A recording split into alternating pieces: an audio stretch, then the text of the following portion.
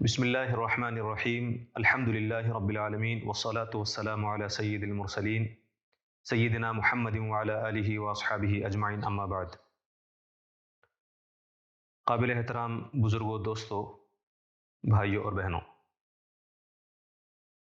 جیسا کہ ہم جانتے ہیں کہ اس وقت شعبان کا مہینہ چل رہا ہے، اور ہر سال جب کبھی شعبان کی 15ویں تاریخ قریب آتی ہے، شب برات کا موقع قریب آتا ہے، تو اس وقت عام طور سے کثرت کے ساتھ لوگوں کی طرف سے یہ سوالات کیے جاتے ہیں کہ اسلام میں شب برات کی کیا اہمیت ہے، شب برات کی کوئی فضیلت ہے یا نہیں، اور اسی طرح 15ویں شعبان کے روزے کی کوئی فضیلت اسلام کے اندر ہے یا نہیں۔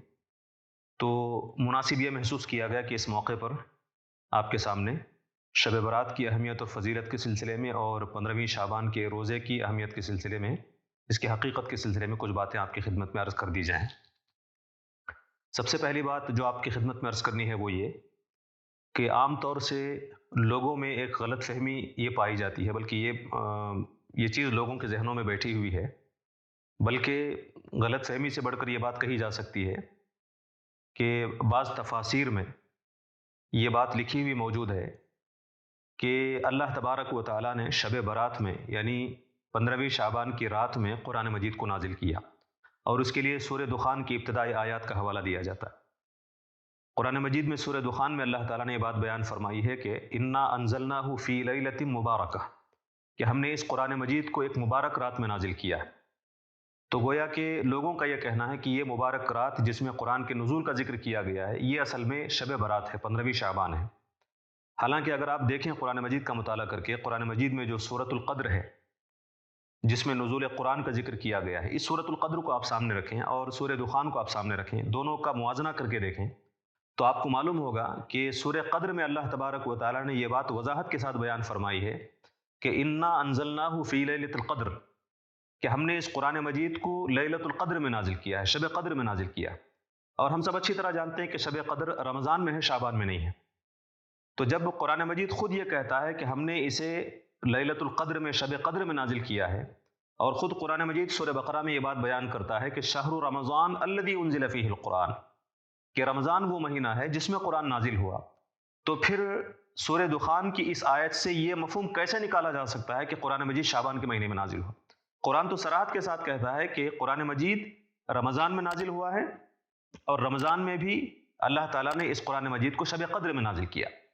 تو سورہ دخان کی جس آیت میں لیلۃ المبارکہ کا ذکر ہے کہ ہم نے اس قرآن مجید کو ایک مبارک رات میں نازل کیا ہے، تو وہاں مبارک رات سے بھی وہی شب قدر مراد ہے، لیلۃ القدر مراد ہے، شعبان کی کوئی رات مراد نہیں ہے۔ اس غلط فہمی کو ختم کرنا چاہیے، اور اس وجہ سے بھی لوگ یہ سمجھتے ہیں کہ سورہ دخان کی اس آیت کے اندر یہ بات کہی گئی ہے کہ اس رات میں تقدیر کے فیصلے ہوتے ہیں، ہر حکیمانہ فیصلوں کا ذکر اس میں کیا گیا ہے کہ فیہا یفرق کل امر حکیم، ہر حکیمانہ فیصلے کو اس رات میں تقسیم کیا جاتا ہے، ہر حکیمانہ فیصلہ اس رات میں کیا جاتا ہے۔ حالانکہ یہ وہی بات ہے جو سورہ قدر میں بیان کی گئی، انا انزلناہ فی لیلۃ القدر۔ قدر کے معنی کیا ہیں؟ ایک تو عظمت کے ہیں، قابل قدر ہونے کے ہیں، اور دوسرا مفہوم جو مفسرین نے بیان کیا وہ یہ کہ یہ فیصلے والی رات ہے، تقدیر والی رات ہے، اس رات میں لوگوں کی تقدیر بنائی جاتی ہے۔ تو لیلۃ المبارکہ کے ساتھ سورہ دخان میں جس فیصلے کا ذکر کیا گیا ہے، وہ لیلۃ المبارکہ، وہ رات وہی شب قدر ہے جس میں تقدیر لوگوں کی دنیا کے اندر بھیجی جاتی ہے، تقدیر کے فیصلے ہوتے ہیں۔ تو یہ جو سورہ دخان کے اندر جو بات بیان کی گئی ہے لیلۃ المبارکہ کی، وہاں اس رات سے مراد، لیلہ مبارکہ سے مراد شعبان کی 15ویں رات مراد نہیں ہے، بلکہ وہی لیلۃ القدر مراد ہے۔ لہٰذا اس غلط فہمی کو ہمیں ختم کرنا چاہیے، پہلی بات۔ دوسری بات یہ کہ شب برات کے سلسلے میں ایک حدیث لوگوں کے اندر مشہور ہوئی ہے، ایک حدیث جس کے اندر یہ ذکر موجود ہے کہ نبی کریم صلی اللہ علیہ وسلم نے شب برات میں قبرستان کی زیارت کی تھی، قبرستان تشریف لے گئے تھے۔ حالانکہ یہ جو روایت ہے یہ بہت ضعیف ہے، اور آپ غور کر کے دیکھیں، اس ایک روایت کے علاوہ کوئی روایت ایسی نہیں ہے جس میں اللہ کے نبی صلی اللہ علیہ وسلم کے بارے میں یہ فرمایا گیا ہو کہ آپ صلی اللہ علیہ وسلم شعبان کی اس رات میں، شب برات میں قبرستان جایا کرتے تھے، قبروں کی زیارت کیا کرتے تھے۔ اس کا کسی دوسری حدیث میں ذکر نہیں ہے۔ اور مزید یہ کہ اللہ کے نبی صلی اللہ علیہ وسلم کے دور میں صرف ایک شعبان نہیں آیا تھا، بہت سارے شعبان آئے تھے، لیکن کہیں یہ ثابت نہیں ہے کہ ہر شعبان کو، ہر شب برات کو اللہ کے نبی صلی اللہ علیہ وسلم قبرستان جایا کرتے تھے اور قبروں کی زیارت کیا کرتے تھے۔ مزید آپ یہ دیکھیں کہ صحابہ کرام رضوان اللہ علیہ مجمعین، جنہیں اللہ کے نبی صلی اللہ علیہ وسلم سے، آپ کی سنتوں سے بہت زیادہ محبت تھی، انہیں تو اس عمل کو اختیار کرنا چاہیے تھا نا. لیکن آپ صحابہ کرام کی سیرت اٹھا کر دیکھیں، کہیں آپ کو نہیں ملے گا کہ شب برات میں انہوں نے قبرستان کی زیارت کی ہو، راتوں میں اٹھ کر وہ قبرستان کو گئے ہوں. لہٰذا یہ حقیقت کے خلاف ہے کہ اللہ کے نبی صلی اللہ علیہ وسلم نے کسی عمل کو پسند کیا ہو اور اسے کیا ہو، اور امت کو اس کی تلقین نہ کی ہو، صحابہ نے اس پر عمل نہ کیا ہو. ایسا نہیں ہو سکتا. تو اس رات کی خصوصیت کے ساتھ قبرستان کی زیارت کرنا، یہ بھی کسی صحیح حدیث سے ثابت نہیں ہے. اس عمل کو بھی، اس عمل کے کرنے سے بھی گریز کرنا چاہیے. عام دنوں میں جائیں، عام حالات میں جائیں قبرستان میں، قبرستان کی زیارت کریں، اسے منع نہیں کیا گیا ہے. لیکن مخصوص 15ویں شعبان کو کی رات کو، شب برات کو قبرستان کی زیارت کرنا، اس کا صحیح حدیث سے ثبوت موجود نہیں ہے. تیسری بات جو اہم ہے، جو مجھے آپ کے سامنے اس موقع پر رکھنی ہے، وہ یہ کہ شب برات کی اہمیت کے سلسلے میں کیا کوئی حدیث موجود ہے؟ کیا اس رات کی عبادت کا کوئی ثبوت ملتا ہے؟ کیا اس رات کی عبادت میں کوئی خاص ثواب اللہ کے نبی صلی اللہ علیہ وسلم نے ذکر فرمایا ہے؟ تو اس چیز کے سلسلے میں ایک حقیقت ذہن میں رکھیں کہ امت کا ایک طبقہ ایسا ہے جو یہ کہتا ہے کہ شب برات کی کوئی فضیلت موجود نہیں ہے، 15ویں شعبان کی رات میں کسی قسم کی عبادت کا کوئی خاص فائدہ نہیں ہے. ایک طبقہ یہ کہتا ہے. لیکن امت کا ایک بڑا طبقہ ایسا ہے جسے ہم جمہور کہتے ہیں، امت کی علماء کی اور فقہا کی اکثریت اس بات کی طرف گئی ہے کہ اس رات کی عبادت کی اہمیت ہے، شب برات کی رات میں عبادت کرنے کی اہمیت ہے. اس کا یہ دو رائے کیوں پیدا ہوئی، اس کی وجہ یہ ہے کہ ایسا نہیں ہے کہ کسی حدیث میں شب برات کی رات کی فضیلت کا کوئی ذکر موجود نہ ہو، ایسا نہیں ہے.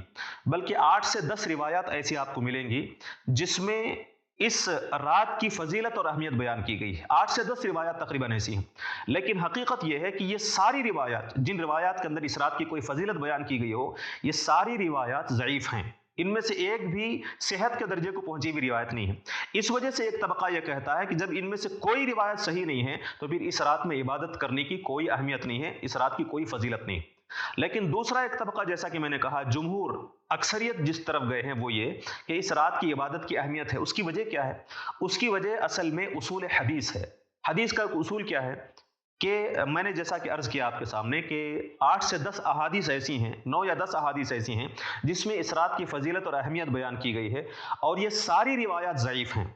لیکن یہ ضعیف روایات ایک یا دو نہیں ہے، بلکہ 8 سے 10 روایات ہیں. اور حدیث کا اصول یہ ہے کہ جب ایک کوئی ضعیف حدیث موجود ہو لیکن اس ضعیف حدیث کی تائید کرنے والی دوسری احادیث موجود ہو، اگرچہ کہ وہ ضعیف ہوں، تو بہت ساری ضعیف احادیث مل جانے کے نتیجے میں اس حدیث کے مفہوم میں، اس حدیث کے متن میں قوت پیدا ہو جاتی ہے، اور وہ ضعیف حدیث حسن کے درجے کو پہنچ جاتی ہے، صحت کے درجے کو پہنچ جاتی ہے، صحت نہیں بلکہ حسن کے درجے کو پہنچ جاتی ہے. تو یہ احادیث چونکہ 8 سے 10 ہیں، 8 سے 9 سے 10 احادیث ہیں، اور یہ اگرچہ یہ ساری ضعیف احادیث ہیں، لیکن بہت ساری ضعیف احادیث جمع ہو جانے کی وجہ سے اس کے مفہوم میں، اس کے متن میں کچھ قوت پیدا ہوگی. اس اصول حدیث کی بنا پر اکثریت اور جمہوریت یہ کہتی ہے کہ اس رات کی عبادت کی کوئی نہ کوئی اہمیت موجود ہے. تو اس اعتبار سے ان لوگوں کا کہنا ہے کہ اس رات میں اگر کوئی عبادت کی جائے تو اس عبادت کا خصوصی ثواب ملتا ہے. تو دو موقف اس سلسلے میں ہیں. ایک طبقے کا موقف یہ ہے کہ اس رات کی عبادت کی کوئی اہمیت نہیں ہے، اس رات میں عبادت کرنا بدعت ہے، لہٰذا اسے رد کر دینا چاہیے، اس رسم کو ختم کر دینا چاہیے. انہیں غلط نہیں قرار دیا جائے گا. جو لوگ یہ کہتے ہیں کہ اس رات کی عبادت کی کوئی اہمیت نہیں ہے، انہیں غلط قرار نہیں دیا جائے گا. کیوں؟ اس لیے کہ ان کے پاس دلائل موجود ہیں. وہ کہتے ہیں کہ ساری احادیث ضعیف ہیں. لیکن جو لوگ یہ کہتے ہیں کہ اس رات کی عبادت کی اہمیت ہے، ان کی بات کا بھی رد نہیں کیا جا سکتا، ان پر بھی طعن نہیں کیا جا سکتا. کیوں؟ اس لیے کہ ان کے پاس اصول حدیث موجود ہے. اصول حدیث کی بنیاد پر جب بہت ساری ضعیف احادیث مل جاتی ہیں تو ان کے اندر ایک طرح سے حسن پیدا ہو جاتا ہے، ایک طرح سے قوت پیدا ہو جاتی ہے. اس وجہ سے ان لوگوں پر بھی طعن نہیں کیا جا سکتا. تو یہ حقیقت ہے. لیکن ایک چیز اچھی طرح ذہن میں رکھیں، یہ جو وضاحت میں نے کی آپ کے سامنے، اس سے بس اتنی بات ثابت ہوتی ہے کہ اس رات میں اگر کوئی شخص عبادت کرنا چاہے تو کرے، بس اتنی بات ثابت ہوگی. اس سے بڑھ کر کوئی مخصوص عبادت یا پھر اجتماعی عبادت کسی حدیث سے ثابت نہیں ہے. شب برات کو 15ویں شعبان کی رات میں کوئی مخصوص عبادت کرنا، یا پھر اجتماعی شکل میں عبادت کرنا، یا پھر عید کرنا، مسجدوں کو سنوارنا، نئے کپڑے پہننا، نئے نئے پکوان پکانا، اس کا کوئی ثبوت احادیث کے اندر موجود نہیں. کسی صحیح حدیث کے اندر اس کا ثبوت موجود نہیں. زیادہ سے زیادہ ان 8-10 احادیث کی بنیاد پر صرف اتنا ثابت ہوتا ہے کہ اگر کوئی شخص انفرادی طور پر اپنے گھر میں یا مسجد میں کچھ عبادت کرنا چاہے تو کر سکتا ہے، لازمی یا فرض نہیں، کرنا چاہے تو کر سکتا ہے. تلاوت کر سکتا ہے، نماز پڑھ سکتا ہے، ذکر و اذکار کر سکتا ہے، قرآن مجید کی تفاسیر کا مطالعہ کر سکتا ہے، دینی کتابیں پڑھ سکتا ہے، دینی گفتگو کر سکتا ہے، لیکن کوئی مخصوص عبادت، کوئی مخصوص نماز کے اس میں پہلی رکعت میں فلاں سورت کو اتنی مرتبہ پڑھنا چاہیے، دوسری رکعت میں فلاں سورت اتنی مرتبہ پڑھنی چاہیے، اس کا کوئی ثبوت احادیث کے اندر موجود نہیں ہے۔ اگر کوئی شخص انفرادی طور سے کچھ عبادت کرنا چاہے تو اسے ثواب مل سکتا ہے، بس اتنا ثابت ہے۔ مخصوص عبادت ثابت نہیں ہے اور اجتماعی عبادت ثابت نہیں ہے۔ یہ تین چیزیں میں نے آپ کے سامنے رکھی۔ اب آخری چیز آپ کے سامنے عرض کروں، وہ 15ویں شعبان کے روزے کا ذکر۔ کیا احادیث میں 15ویں شعبان کے روزے کی کوئی فضیلت موجود ہے؟ دیکھیں، میں وضاحت کے ساتھ آپ کے سامنے کہوں گا، مخصوص 15ویں شعبان کے روزے کا ذکر احادیث کے اندر موجود نہیں ہے۔ کسی بھی صحیح حدیث کے اندر اس بات کا ذکر نہیں ہے کہ 15ویں شعبان کو مخصوص روزہ رکھنا چاہیے۔ مثال کے طور پر آپ دیکھیں، ذی الحجہ کی 9 تاریخ کو عرفہ کے روزہ رکھنے کی فضیلت بیان کی گئی ہے، اور ذی الحجہ کے پہلے عشرے میں 9 دن تک روزہ رکھنے کی فضیلت بیان کی گئی، احادیث کے اندر موجود ہے۔ اسی طرح محرم کی 9، 10 کو یا پھر 10، 11 کو روزہ رکھنے کی فضیلت احادیث کے اندر موجود ہے۔ اس طرح کوئی فضیلت 15ویں شعبان کے روزے کی احادیث کے اندر موجود نہیں ہے، اسے اچھی طرح ذہن میں رکھیں۔ البتہ احادیث کے اندر نبی کریم صلی اللہ علیہ وسلم کا عمل یہ بتایا گیا، اللہ کے نبی صلی اللہ علیہ وسلم نے امت کو اس بات کی ترغیب دی کہ شعبان کے مہینے میں کثرت کے ساتھ روزے رکھے جائیں۔ خود آپ صلی اللہ علیہ وسلم کا عمل یہ تھا کہ رمضان کے علاوہ سب سے زیادہ روزے اگر آپ صلی اللہ علیہ وسلم رکھا کرتے تھے کسی مہینے میں تو وہ شعبان کے مہینے میں، تو شعبان کے مہینے میں کثرت کے ساتھ روزے رکھے جائیں۔ ان روزوں کے دوران اگر 15ویں شعبان کا روزہ رکھا جاتا ہے، شعبان کے روزوں کی نیت سے، 15ویں شعبان کے مخصوص روزے کی نیت سے نہیں، 15ویں شعبان کے مخصوص روزے کی نیت کیے بغیر، شعبان میں چونکہ آپ صلی اللہ علیہ وسلم کی سنت تھی کثرت سے روزہ رکھنے کی، ان روزوں کے رکھتے ہوئے 15ویں شعبان کا روزہ رکھ لیا جائے۔ یا پھر یہ کہ حضور کی ایک سنت تھی 13ویں، 14ویں اور 15ویں تاریخ کو ہر مہینے کے، چاند کی 13، 14، 15ویں تاریخ کو آپ روزہ رکھا کرتے تھے، ایام 20 کے روزے اسے کہا جاتا ہے۔ ان روزوں کے اندر 15 تاریخ بھی آتی ہے، ان روزوں کے رکھتے ہوئے اگر 15 شعبان کا روزہ رکھ لیا جائے۔ یا پھر یہ کہ حضور کی سنت تھی ہر ہفتے پیر اور جمعرات کو آپ صلی اللہ علیہ وسلم روزہ رکھا کرتے تھے، اس پیر اور جمعرات کے سنت روزے کو رکھتے ہوئے اگر 15 شعبان آ جائے، پیر یا جمعرات کو آ جائے، تب رکھنے میں کوئی حرج نہیں ہے۔ اسی طرح قضا روزے ہم رکھ رہے ہیں تب 15 شعبان آ جائے، اس میں بھی کوئی حرج نہیں ہے۔ کوئی نظر کا روزہ ہم نے کوئی نظر مانی تھی، اس وقت روزہ ہم رکھ رہے ہیں تب 15ویں شعبان آ جائے، تو دوسرے روزوں کے درمیان میں اگر 15 تاریخ آ جاتی ہے تو ایسی صورت میں شعبان کے روزے رکھتے ہوئے، ایام 20 کے روزے رکھتے ہوئے، پیر اور جمعرات کا روزہ رکھتے ہوئے، قضا روزے رکھتے ہوئے، نظر کے روزے رکھتے ہوئے اگر 15ویں شعبان آ جاتی ہے تو ایسی صورت میں 15 شعبان کو روزہ رکھنے میں کوئی حرج نہیں ہے۔ لیکن مخصوص 15 تاریخ کے شعبان کی 15 تاریخ کے روزے کی نیت سے اور اس کی اہمیت سمجھتے ہوئے روزہ رکھنا یہ غلط ہے۔ اس نیت کی اصلاح، اس کی درستگی ضروری ہے، اس غلط فہمی کو ذہن سے نکال لیا جائے۔ یہ کچھ باتیں تھیں جو آپ کے سامنے عرض کرنی تھی۔ یہ کہ شب برات کی صرف رات کی کچھ مخصوص عبادت کی اگر خواہش ہو تو عبادت کی جا سکتی، اس سے زیادہ کوئی فضیلت شب برات کی نہیں ہے۔ رمضان المبارک میں قرآن مجید کا نزول ہوا، شب برات میں قرآن مجید کا نزول نہیں ہوا، شب قدر میں نزول ہوا، اور اس رات قبرستان جانے کی کوئی اہمیت نہیں ہے۔ اور چوتھی چیز جو میں نے آپ کے سامنے عرض کی، 15ویں شعبان کا مخصوص روزہ نہیں ہے۔ یہ کچھ باتیں تھیں جو آپ کے سامنے احادیث کی روشنی میں رکھی گئی۔ میں اللہ تعالیٰ سے دعا کرتا ہوں کہ اللہ تبارک و تعالیٰ ہمیں حق کو حق ہی کی صورت میں دکھائے اور اس پر عمل کرنے کی توفیق عطا فرمائے، اور باطل کو باطل ہی کی صورت میں دکھائے اور اس سے پرہیز کرنے کی اللہ تعالیٰ ہمیں توفیق نصیب فرمائے۔ وما علینا الا البلاغ، وآخر دعوانا ان الحمد للہ رب العالمین۔